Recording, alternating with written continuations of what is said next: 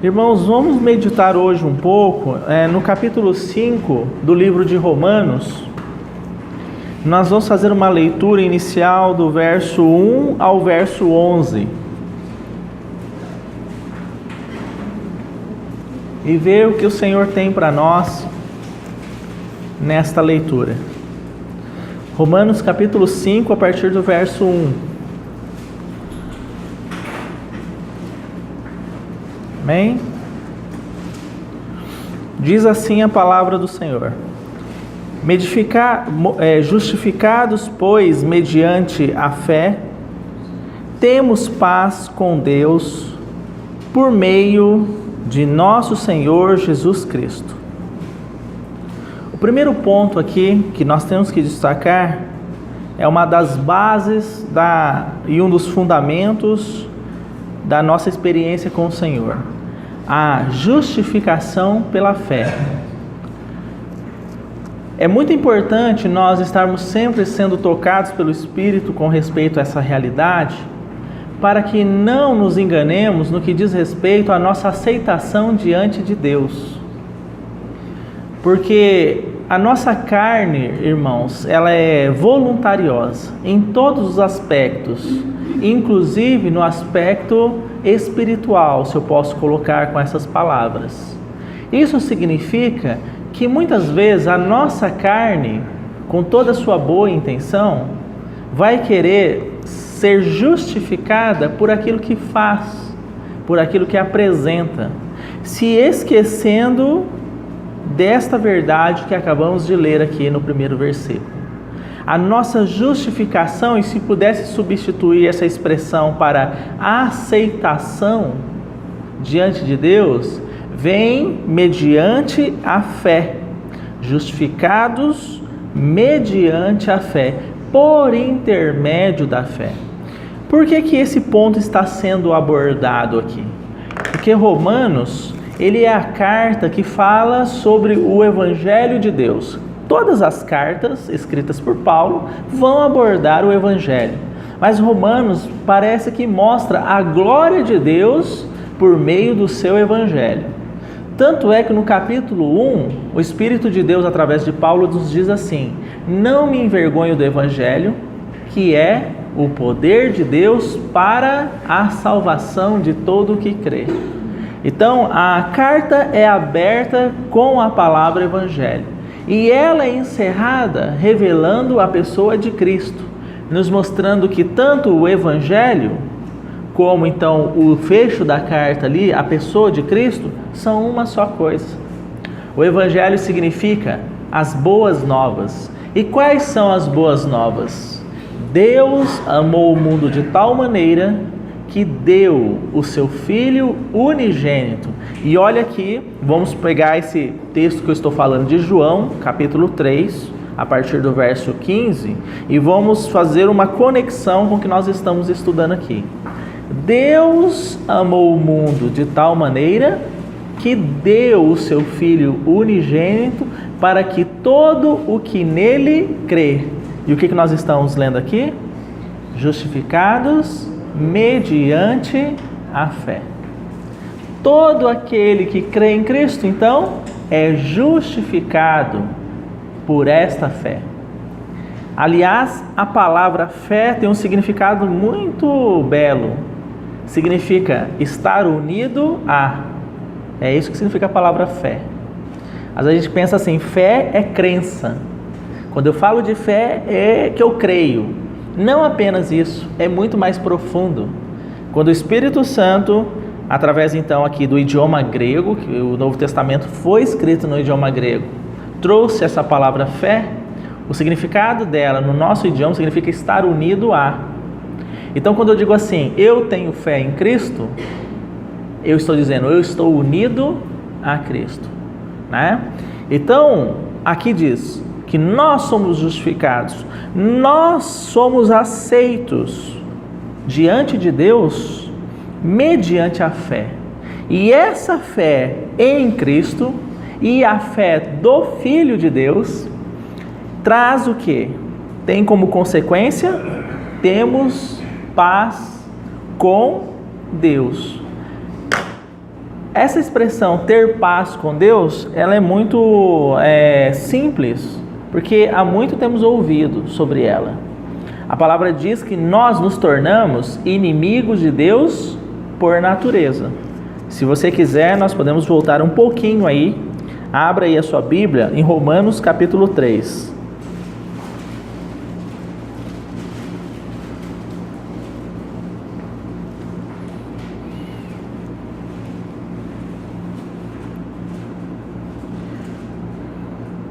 A partir do verso... vamos ler aqui a partir do verso 7. E se por causa da minha mentira fica em relevo a verdade de Deus, para a sua glória, porque sou eu ainda condenado como pecador?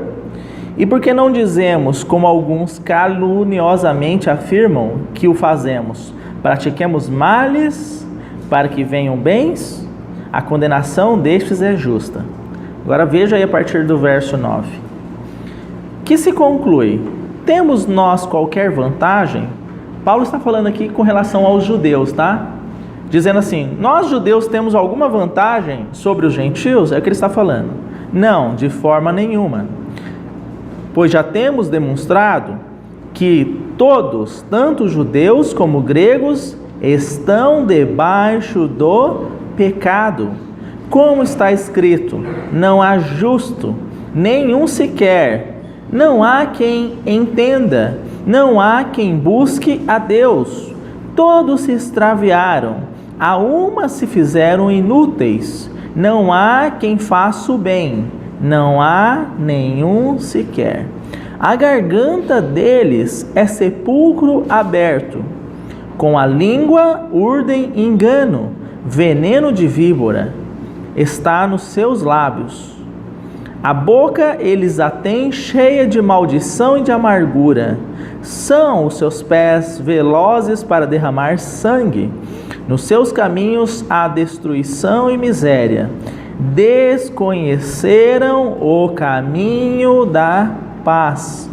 Não há temor de Deus diante de seus olhos.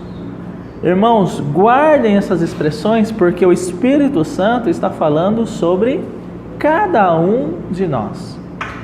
O Senhor diz, não há um justo sequer. Entenderam?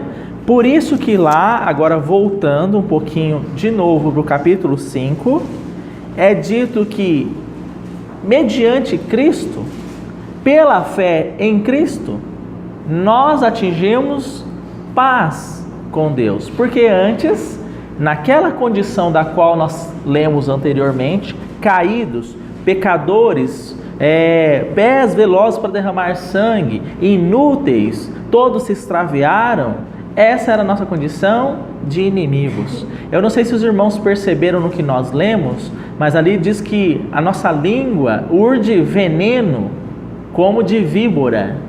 Você sabe o que o Senhor fala sobre isso? Satanás é essa víbora. E ele diz assim, vós tendes por pai o diabo, e quereis satisfazer-lhe os desígnios. Então, todos nós, irmãos, nascemos nessa condição de inimigo. E a justificação pela fé em Cristo Jesus nos abre um caminho de paz com Deus.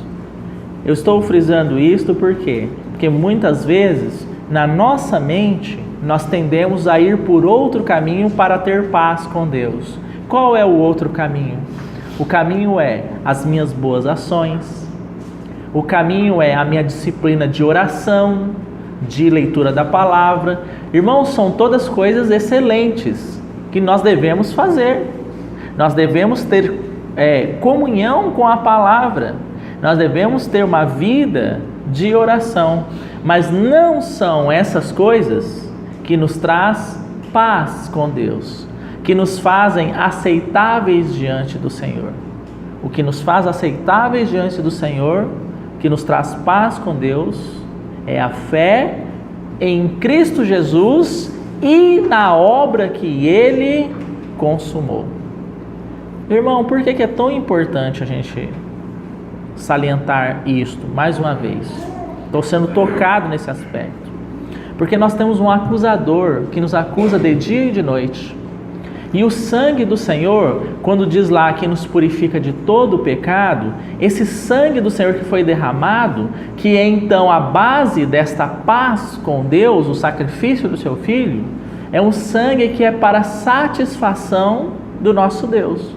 Eu não sei se os irmãos se recordam, mas quando lá no Êxodo, no livro de Êxodo, é narrado a libertação do povo de Israel, é dito lá o seguinte, que Deus determinou que eles imolassem um cordeiro puro, perfeito, e então que eles ficassem dentro das suas casas. Mas antes disso, eles passassem o sangue para o lado de fora, nos umbrais das portas, né? Então, passaria aquela última praga, aquela vingança de Deus sobre toda a terra do Egito. Eles estariam dentro de casa e o sangue estaria pelo lado de fora. Você vê então que o sangue não é para a nossa apreciação. O sangue do Cordeiro não é para a nossa contemplação no primeiro momento, mas o sangue do Cordeiro é para a apreciação, contemplação de Deus. O livro de Hebreus fala que Jesus, o sumo sacerdote, compareceu no Santo dos Santos, na presença imediata de Deus, apresentando o seu próprio sangue, não de mãos vazias. E é interessante, irmãos, porque quando o sumo sacerdote terreno, uma vez por ano, ele ia fazer propiciação pelo pecado do povo, ele ia lá nesse santíssimo lugar, o Santo dos Santos, do tabernáculo ou do templo. Podia entrar mais alguém lá para assistir aquilo? Somente o sumo sacerdote e Deus e o propiciatório, onde o sangue do Cordeiro seria derramado para então perdão do pecado do povo. Então esse sangue é para a contemplação de Deus. E nós somos tendentes a quê? Deixarmos que a nossa consciência e que o nosso inimigo, o acusador, nos engane nesse aspecto. No sentido que se, não faço nada de certo, eu não sou aceitável diante de Deus, o que eu tenho feito é terrível, Deus não pode me perdoar, né? A palavra diz que Satanás, lá está em Apocalipse capítulo 12, ele foi expulso dos ares, então os nossos irmãos disseram, né? Deram glória a Deus e disseram, hoje foi expulso o acusador dos nossos irmãos, aquele que os acusa de dia e de noite. Então ninguém pode vencer essa acusação, irmãos, senão o sangue do Cordeiro. Então, voltando mais uma vez aqui, para depois a gente avançar, essa paz que nós temos com o nosso Senhor, ela tem por fundamento não aquilo que fazemos, não aquilo que somos, mas ela tem por fundamento a obra que Cristo realizou. O sangue do Senhor é que nos purifica de todo o pecado.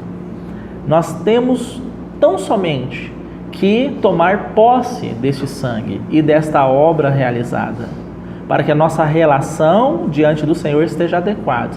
Eu pergunto aos irmãos, alguém aqui dentro pode dizer que não é pecador? Não, né? Porque a própria palavra diz que se dissermos que não temos pecado, fazemos Deus de mentiroso. Então aqui dentro, ninguém pode dizer que não seja pecador. Mas a diferença de nós para os mundanos é que o sangue do Cordeiro nos purifica de todo o pecado. É como aquele sangue nos umbrais da porta. Então, quando o Apocalipse registra que o julgamento do Senhor começa através daqueles selos, daquelas trombetas, coisas terríveis acontecendo no mundo, Deus ainda terá seus filhos aqui no mundo. E é dada uma ordem naquele julgamento, que aqueles que estivessem selados pelo Senhor não fossem tocados por aqueles demônios e escorpiões. Eles deveriam castigar apenas quem? Quem não tivesse o selo do Senhor. Que selo é este? O Espírito Santo de Deus. Então, trazendo aqui, fazendo um paralelo, Na figura do Egito, aquela vingança passou sobre o Egito e todo o primogênito foi morto, exceto aqueles que estavam dentro daquelas casas, cujo sangue estavam nos umbrais da porta. Trazendo agora para a realidade, saindo ali da figura do Egito, trazendo para a realidade, o julgamento virá sobre todo mundo, exceto sobre aqueles que têm, então, lavado as suas vestes no sangue do Cordeiro. João vê, aquela multidão de vestes brancas. E então aquele ancião vai dizer para ele quem são. São todos aqueles que lavaram as suas vestes no sangue do Cordeiro e as alvejaram. Ou seja, são vestes brancas, puríssimas, por causa da obra que Cristo realizou, não por causa das nossas próprias obras. É isso que nos traz paz com Deus, por intermédio do nosso Senhor. No verso 2, então, irmãos, continua, capítulo 5 de Romanos, verso 2. Por intermédio de quem obtivemos igualmente acesso pela fé a esta graça, na qual estamos firmes, gloriamo-nos na esperança da glória de Deus. Então, através de Cristo, nós tivemos acesso à graça de Deus. E esta graça nos traz algo, um motivo de regozijo, um motivo de alegria e de glória, na esperança da glória de Deus. O que quer dizer essa palavra aqui? A esperança da glória de Deus. O dia da sua manifestação, o dia da sua volta, o dia da consumação do seu propósito eterno. E nós nos gloriamos nessa esperança, porque obtivemos através de Cristo o que, irmãos? Acesso a esta graça. Fomos feitos participantes deste propósito eterno, por meio de Cristo Jesus. Parece-nos que já seria tremendo, tudo que está sendo revelado aqui. Mas o verso 3 continua. E não somente isto, mas também, e aqui poucos gostam, irmãos, e aqui poucos veem o propósito, E não somente isto, mas também nos gloriamos nas próprias tribulações. Olha só, nos gloriamos na esperança da glória de Deus. Até aqui, muito fácil. Mas aqui diz também que nos gloriamos nas tribulações. Tribulação, pelo propósito de Deus, é motivo de glória para o cristão. Irmão, você está passando sufoco no seu serviço porque lá você tem o entendimento do Senhor de que você deve caminhar no caminho A e o seu patrão e todo mundo pelo caminho B e por isso você está sofrendo? É motivo de glória. Sofrer por causa do nome do Senhor, do seu propósito, é motivo de glória. É o que a palavra nos diz. Agora a gente sabe gloriar nas coisas boas e temos dificuldade de gloriarmos nas tribulações. Agora, avançando aí, os irmãos vão perceber que a tribulação, ela não tem uma finalidade em si, mas ela produz algo para nós. Então o verso 3 prossegue assim, Gloriamos nas próprias tribulações, olha aí, sabendo que a tribulação produz perseverança, ou seja, fortalecimento. Tribulação nos fortalece, isso é perseverar. E o que mais? E a perseverança, experiência. Falamos na última reunião, se eu não me engano, Provai de mim. Isso é experiência. Experimentai de mim e veja o quanto sou bom. A tribulação me traz firmeza. A firmeza me traz a experiência no Senhor, É por isso que a gente vê irmãos maduros em Cristo que não se desesperam com as coisas. O mundo está caindo o prédio, eles estão ali tranquilos, né? Irmão, não sei que irmão é assim. Vamos pegar Paulo então como nosso exemplo. Ele diz assim: sede meus imitadores como eu sou de Cristo, né? Paulo estava no meio do mar, uma tempestade terrível, arrasando com o navio que ele estava. E todo mundo começou o quê? Se desesperar, né? O povo estava junto, os guardas, os outros presos.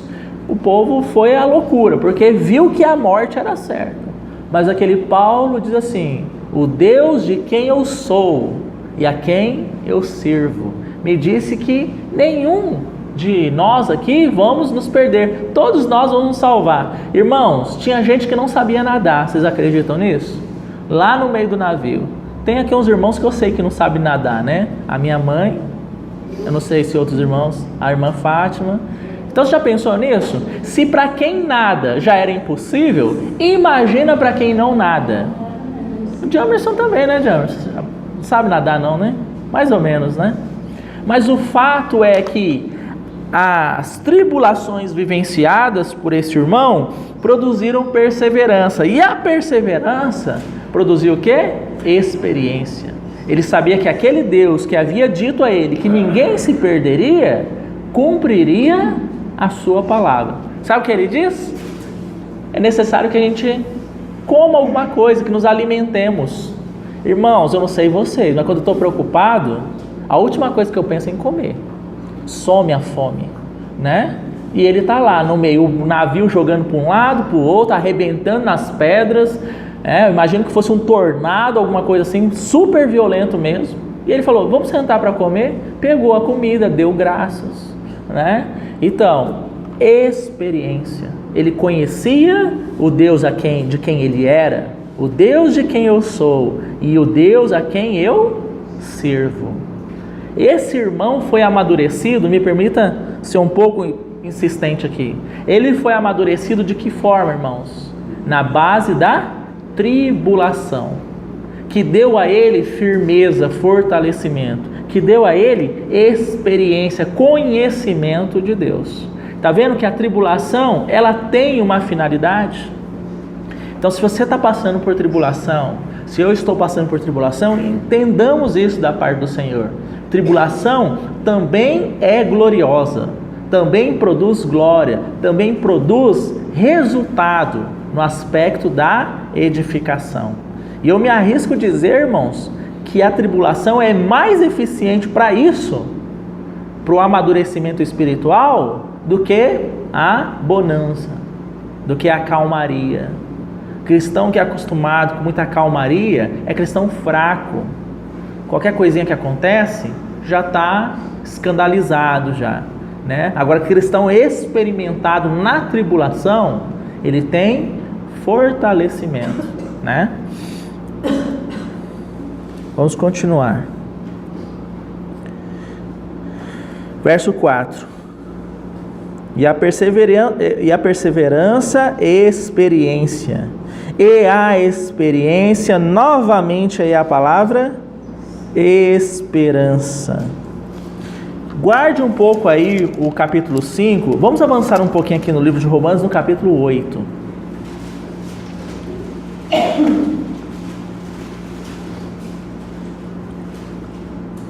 A partir do verso 18.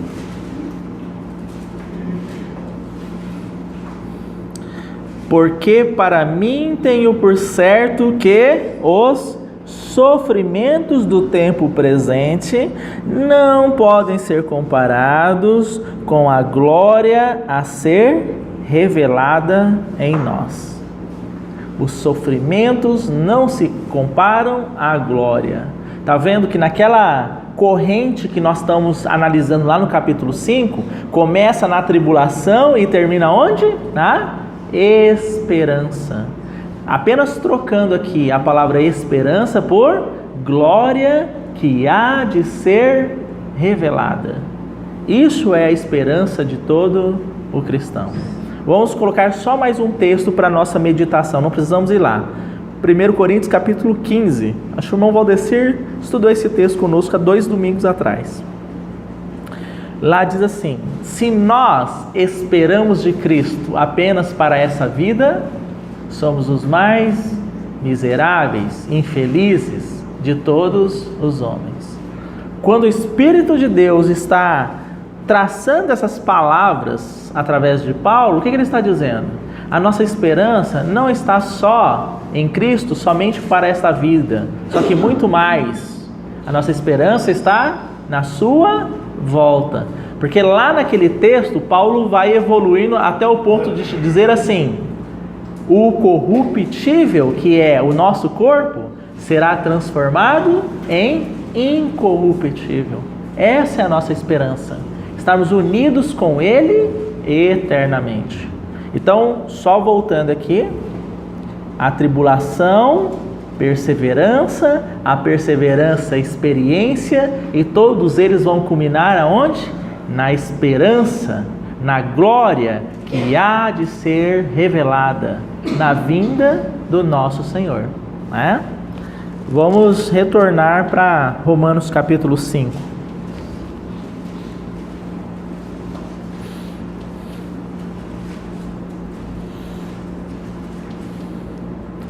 Ora, a esperança não confunde, porque o amor de Deus é derramado em nosso coração pelo Espírito Santo que nos foi outorgado.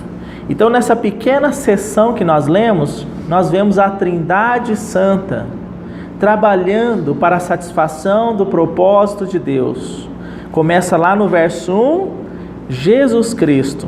E agora nós temos Deus nos outorgando em nosso coração o Espírito. Então nós temos o Pai, o Filho e o Espírito Santo. Verso 6. Porque Cristo, quando nós ainda éramos fracos, morreu ao seu tempo pelos ímpios. Você está percebendo que a justificação é pela fé? Porque esse verso 6 nos diz assim: quando nós ainda éramos fracos, Cristo se deu por nós. Ou seja, quando ainda nós não tínhamos nada para oferecer a Ele, Ele se entregou por nós. É o que está escrito aqui. Verso 7. Dificilmente alguém morreria por um justo, pois poderá ser que pelo bom alguém se anime a morrer. Mas Deus prova o seu próprio amor para conosco pelo fato de ter Cristo morrido por nós, sendo nós ainda pecadores. Glória a Deus por isso. O Senhor está hoje, nesta noite, tranquilizando os nossos corações, irmãos, derramando o seu amor em nossos corações pelo seu Espírito, dizendo a nós o seguinte: podem vocês me oferecer alguma coisa no que diz respeito ao aspecto da justificação, se não tão somente crer na obra que o meu Filho realizou? Porque eu provo o meu amor para vocês, no sentido de que, quando vocês ainda eram pecadores, nada queriam comigo, nada me buscavam, eu entreguei o meu Filho por vocês. Entendem? Não é uma questão de obras a justificação.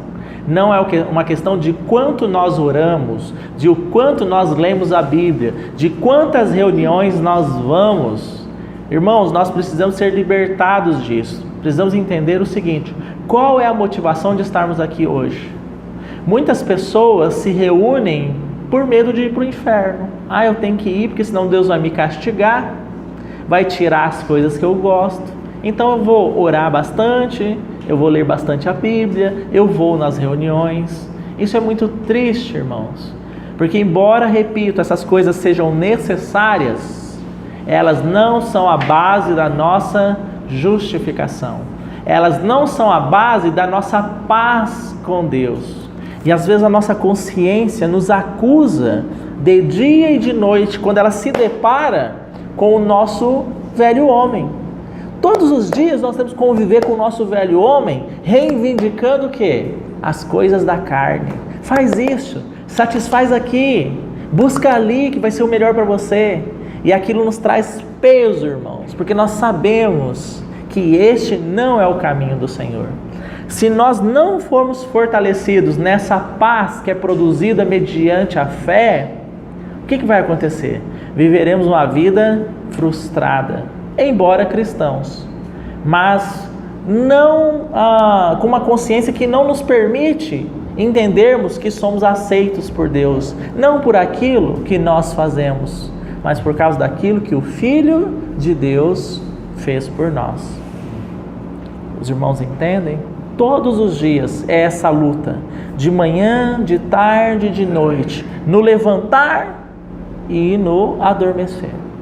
Eu não entendo, as coisas que eu não quero fazer, eu acabo fazendo, e as coisas que eu gostaria de fazer, eu não faço. Pois saiba que Paulo nos traz essa realidade. Eu não entendo o meu próprio jeito de agir. Aquilo que eu reprovo, eu faço. E aquilo que eu amo, que eu quero, eu não consigo fazer. E aí ele diz: miserável homem que sou, quem me livrará deste corpo mortal, dessas demandas da carne, disso que o dia todo me é requerido? Aí ele diz o quê? Mas graças a Deus, olha aí, irmãos, por Jesus Cristo nosso Senhor.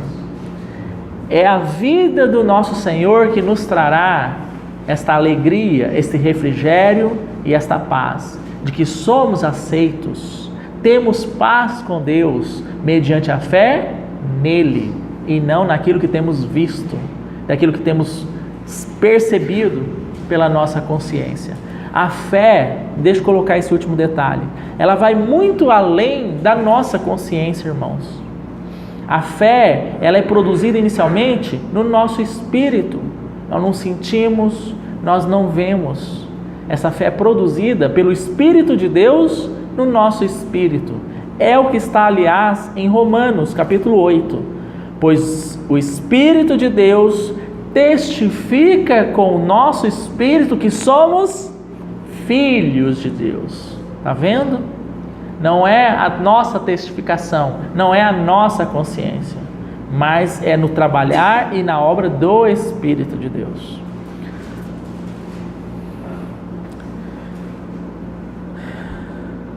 Verso 9.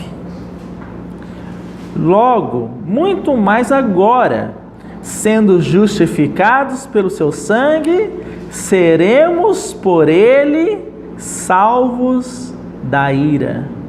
A justificação pelo sangue produz para nós salvação da ira de Deus.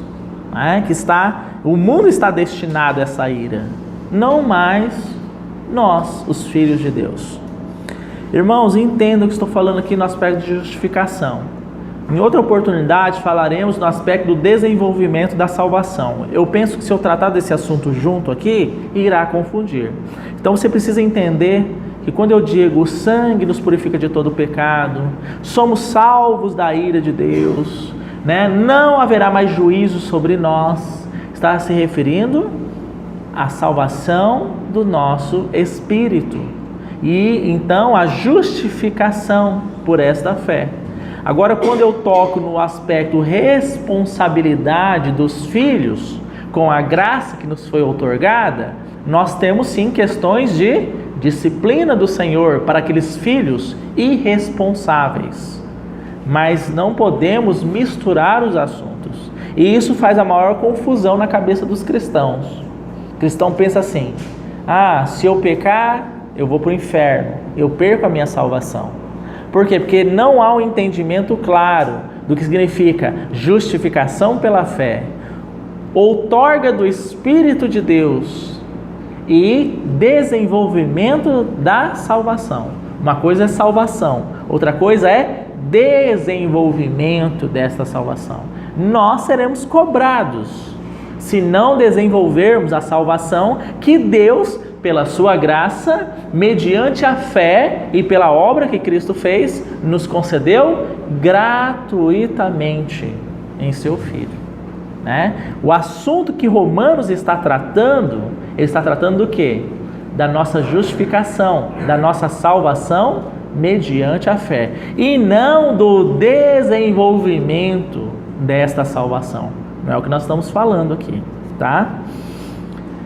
Verso 10. Porque se nós, quando inimigos, fomos reconciliados com Deus mediante a morte do seu Filho, muito mais estando já reconciliados, e eu peço que os irmãos se atentem para essa expressão, seremos salvos pela sua vida. Que interessante.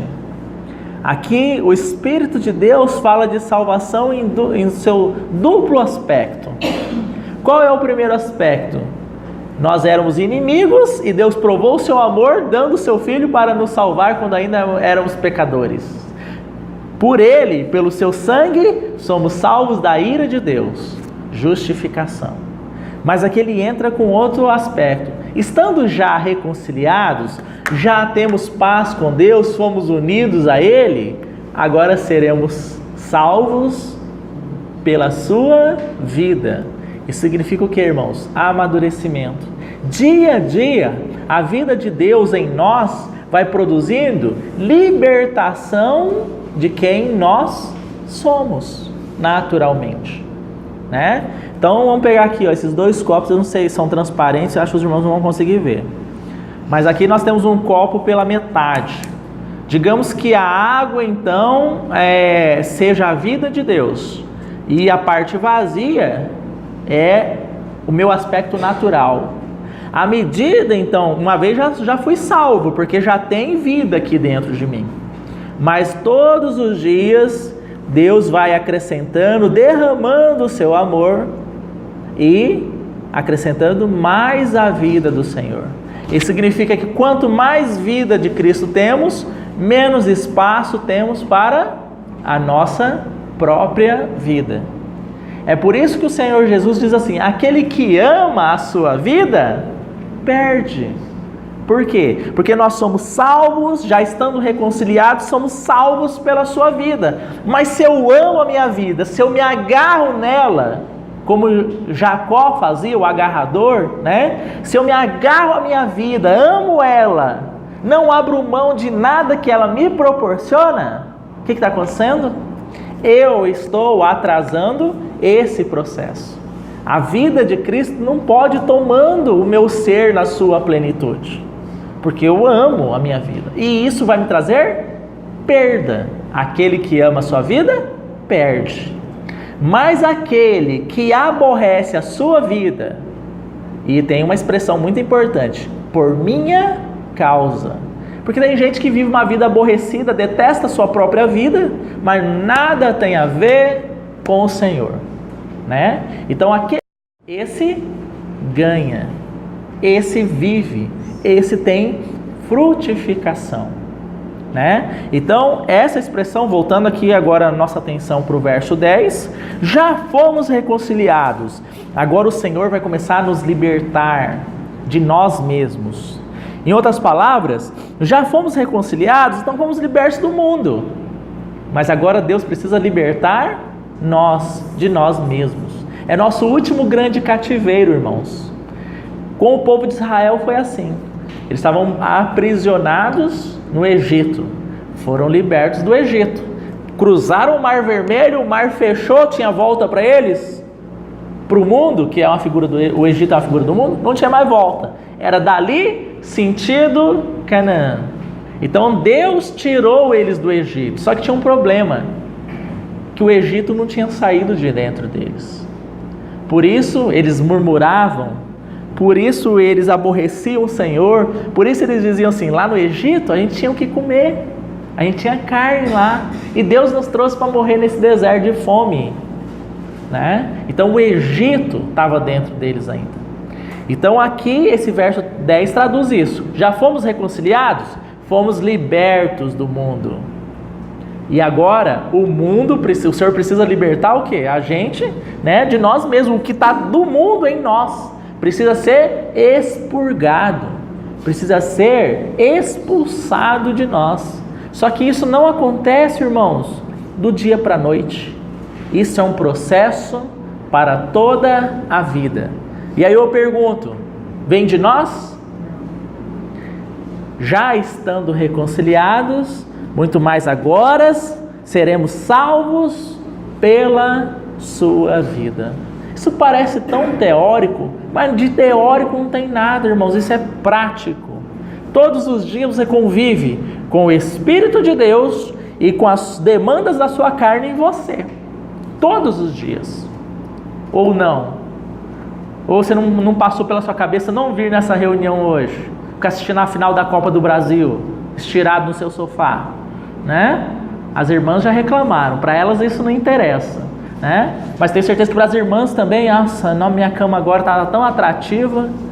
Mas aí você tem as demandas da sua carne e você tem as demandas do Espírito. Senhor, eu quero mais de Ti, eu quero Te conhecer. Então você atendeu a demanda do Espírito ao invés da demanda da carne. Para todos os aspectos, isso se aplica, irmãos, da nossa vida. Trabalho, relacionamentos, todos os dias haverá esse conflito. Mas o que vai acontecer com o tempo? Me parece que com o tempo, a vida de Deus vai ficando mais fortalecida em você do que a carne. Porque o Senhor diz assim: aquele que anda no Espírito, colhe do Espírito vida e paz. Então, à medida que você trilha o caminho do Espírito, mais fortalecido, mais crescido, mais desenvolvido a vida de Deus em você será, como uma balança, certo? Quem pende para o Espírito, pende para a vida. E vai colher vida cada vez mais. Quem pende para a carne, vai colher o quê? Morte. E vai colher morte cada dia mais. Então tem muito cristão assim: eu não consigo vencer. Minha vida nunca dá certo. Eu nunca consigo. Eu estou enrolado nesse pecado há tanto tempo. E fica ali, remoendo. Mas por quê? Pergunta para ele: mas irmão, você tem negado essa vontade? Irmão, eu não consigo negar a vontade. Então aí tem um problema. Porque ele está o quê? Carne,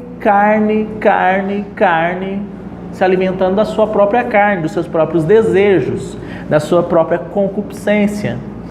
Entenderam? Então ele não tem força, ele não tem vida. Isso acontece com muitos cristãos, já não reagem mais. Você chegar para ele e falar: irmão, vamos avançar no Senhor, ele não tem mais força, porque ele se alimentou tanto da carne, que espiritualmente ele ficou fraco, tão fraco, que ele não consegue mais sequer se levantar. Mas para esse o Senhor ainda oferece a sua destra. Acho que é Isaías que diz, né? A minha mão não está encolhida para a salvação. Isaías fala sobre isso, né? Para salvar, minha mão não está encolhida para salvar.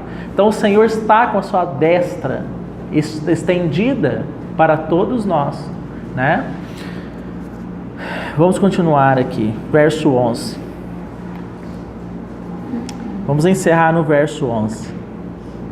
E não apenas isso, mas também nós gloriamos em Deus por nosso Senhor Jesus Cristo, por intermédio de quem recebemos agora a reconciliação. A palavra reconciliação não é uma palavra para o futuro, é uma palavra para o presente. Todos os dias, por meio de Cristo, somos reconciliados com Deus. Todos os dias. Por causa da obra que o Senhor realizou. O que vem à mente dos irmãos a palavra reconciliação? O que os irmãos acham que significa essa palavra?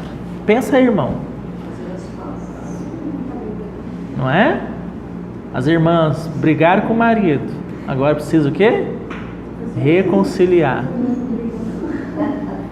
Os irmãos brigaram com as irmãs, com as esposas. Agora precisa reconciliar. O processo de reconciliação exige algo da nossa parte, né? O que exige? Jamerson, pegar o Jamerson que está aqui do meu lado aqui. Brigou com a namorada. Aí fala: meu Deus, o que eu fiz? Para reconciliar, o que vai precisar? Negar a si mesmo. Humilhar-se. Reconhecer-se pecador. Né? Olha, me diz, como é seu nome? Leidiane. Leidiane, me desculpa, eu estava com a cabeça quente, o erro foi meu mesmo. Será que você pode me perdoar? Né? Duvido se a Leidiane vai resistir um pedido desse. Mas o caminho da casa do Jamerson até a casa da Leidiane é um caminho difícil, irmãos. Né, Jamerson? Vai pensando, mas pensando bem, ela que foi a culpa dela, não foi culpa minha. E começa aquilo. E tem uns espertinhos que fingem que nada aconteceu, né? Chega conversando de outro assunto, como se nada tivesse acontecido. Não é assim que se faz reconciliação. Tem primeiro negar a si, humilhar-se, reconhecer-se como pecador. Então aqui, essa palavra presente, por intermédio de quem recebemos agora a reconciliação. Em Cristo nós temos reconciliação diária com Deus. Mas exige um processo de negarmos, de reconhecer quem nós somos e reconhecer quem Ele é. E que o Senhor nos ajude, irmãos, que é somente uma vida diária com o Senhor que vai produzir essa intimidade com o nosso Deus, esse conhecimento de Deus. Amém? Amém.